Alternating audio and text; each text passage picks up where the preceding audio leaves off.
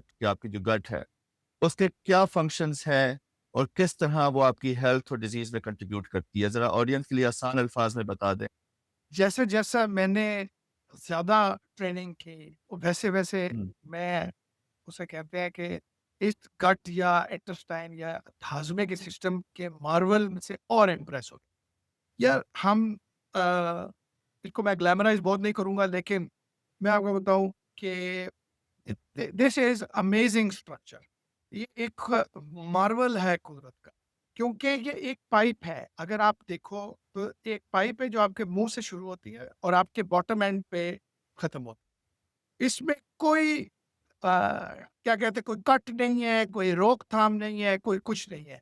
और कुदरत ने उस एक पाइप को डिफरेंट काम सौंप, एक ही पाइप को, उसी में आपका पहले मैदा आ जाता है। मैदा आगे हुँ, जाके छोटी आंत में लगता है, जिसे हम स्मॉल इंटेस्टाइन कहते हैं।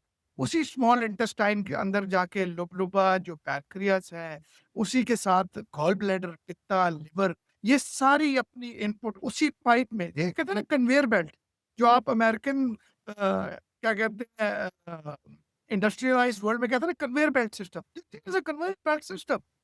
और उसी हुँ, से डाइजेशन हो रही है, वहीं पे हार्मोन बन रहे हैं, वहीं पे आपकी इंसुलिन वगैरह लुबलुबा बना रहा है, उसके साथ आप हाज़मा कर रहे हैं।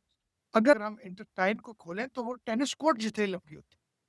तो इतना कुदरत ने उसको कंप्रेस करके, कॉम्पैक्ट करके हमारे पेट के अंदर, जिसे कहते हैं ना, वो वाक़ई ही दरिया को कूज़े में बंद कर दिया। तो दिस इज़ सही। अमेजिंग।